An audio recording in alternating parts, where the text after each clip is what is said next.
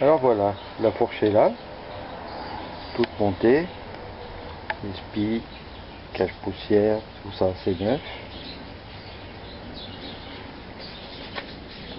Ici c'est vaguement serré mais juste 1 sur 2 parce que peut-être ça va bouger une fois monté. Et là par contre c'est pas serré du tout, le T supérieur n'est pas serré du tout. Forcément puisque je vais l'enlever pour mettre la fourche d'un seul tenant. Je lève le T supérieur, j'enquille le pivot de direction là-dedans, les billes et c'est réglé. Enfin, plus vite dit que à faire. Mais bon, ça se passe bien en général ça. J'avais plus mon souci c'était surtout ça.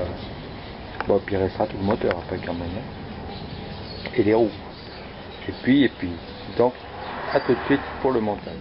Alors avant de commencer, petite préparation, je vais lever le T supérieur. Je vous rappelle, rien n'est serré, hein, donc il n'y a pas de souci là-dessus, regardez, tout qui bouge.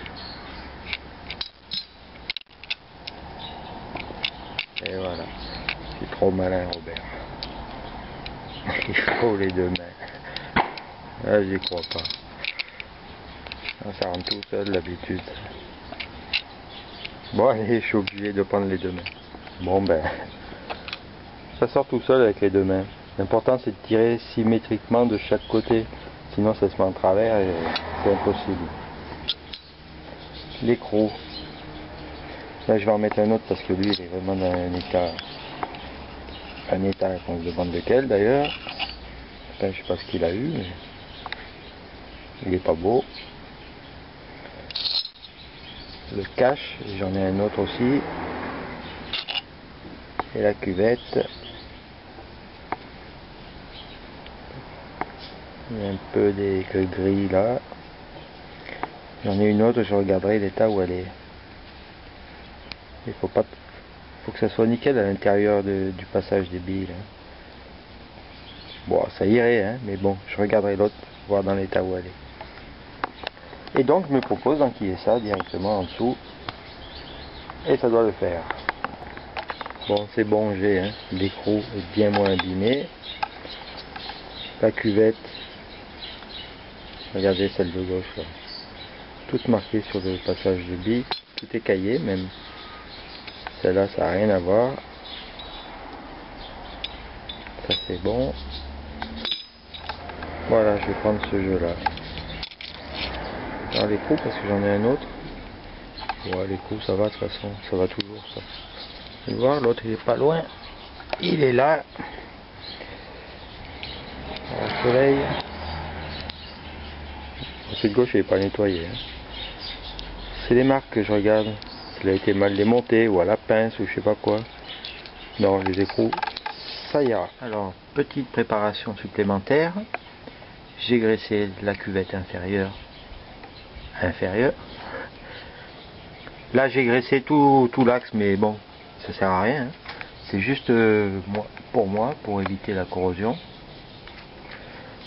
Voilà pour ça.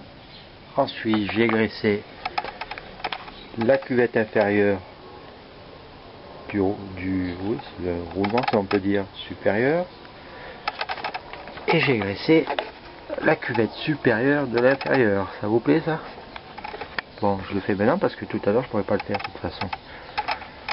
Et j'ai préparé mes billes.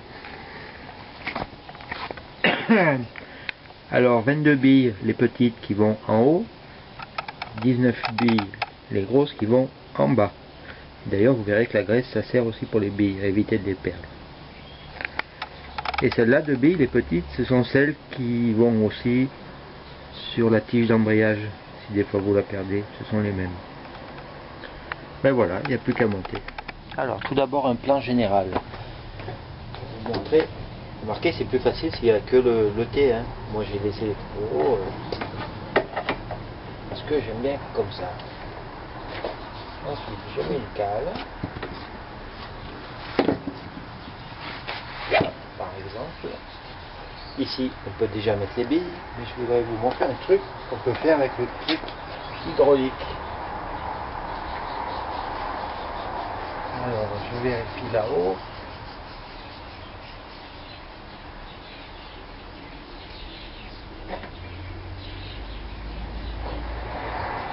Voilà.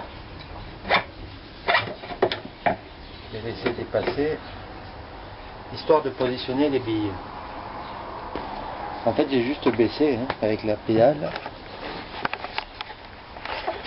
Et je vais couper pour un autre plan. Voilà, maintenant je vais mettre les 19 billes du bas. D'où l'intérêt de la graisse. Regardez, ça tient tout seul. Bon, je vous passe le détail, je vais les mettre et après on enfile pour voir. Voilà. Il y en a exactement 19 et de toute façon une de plus ça rentrerait pas. Vous voyez que la graisse ça serre.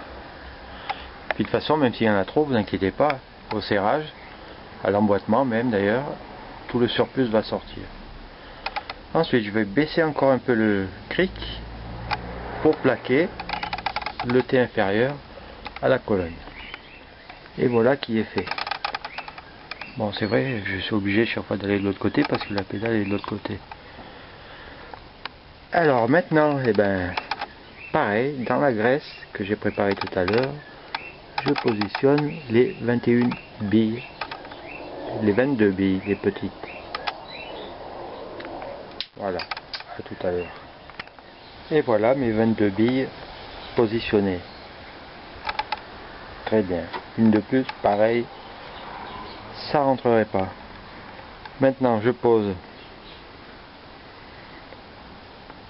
la cuvette supérieure. D'ailleurs, ça serait bien de la graisser aussi un peu. Et j'ai passé presque la boîte là, cette année de graisse. Celle-là, là, vous savez, c'est les grands tubes. Ben, c'est les doses de pompe à graisse, quoi.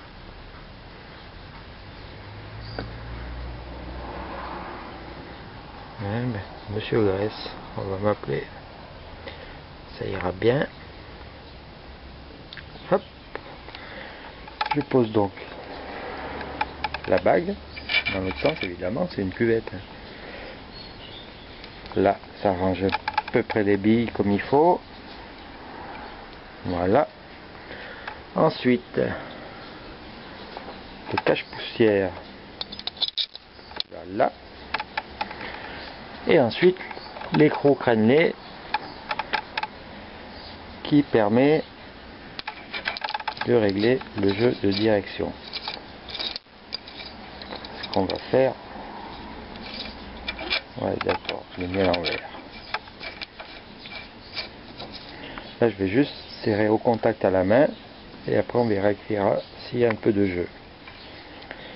Et là, à ce niveau-là, je peux remonter l'engin. Voilà. La fourche s'est décollée. Et maintenant, on pourra régler le jeu de direction. Hop là, ça bouge. Pour le jeu de direction, je vais gansailler les fourreaux. Pour voir s'il y a du jeu à ce niveau-là. Il y en a légèrement. Donc je resserre en haut. Toujours à la main.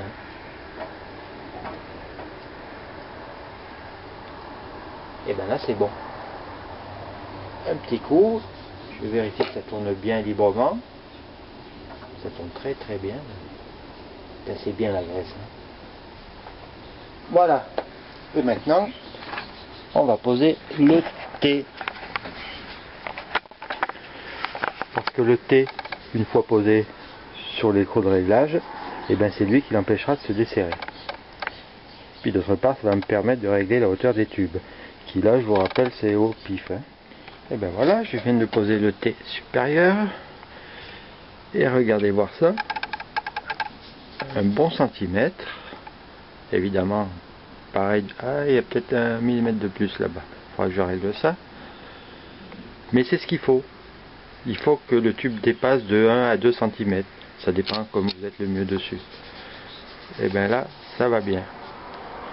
L'autre aussi. Donc, c'est celui-là que je vais remonter le tube. De 1 mm. Donc, c'est le T supérieur qui fait la base d'appui pour empêcher de desserrer les coups créneaux. Et le dernier boulon, vis, la dernière vis. C'est ce qui empêche le T supérieur de s'en aller dans la nature et qui bloque l'ensemble. Mais sinon, rappelez-vous, le réglage c'est ici. L'écrou crénelé, le réglage du jeu de direction. Conclusion, si vous avez bien tout suivi, pour régler un jeu de direction, il faut donc défaire tout ce qui concerne le T supérieur. Ici, il faut que ça soit libre. Desserrer l'écrou, là, 2-3 tours ça suffit. Enfin, oui, 2-3 tours ça doit suffire parce que le jeu en général c'est pas 4 ou 5 mm qu'on règle. Hein. Et bien évidemment, desserrer ici. Et ensuite on règle donc avec l'écrou crénelé. Ici on serre bien, c'est du 22, j'ai bien serré, ne vous inquiétez pas, sans anti-forcer comme un âne, d'autant que c'est encore tenu par ce boulon là. Et ben voilà. Bon, de toute façon j'ai pas de guidon encore, donc il va falloir que j'attaque les roues, il me reste plus que ça à monter. Partie cycle, hein.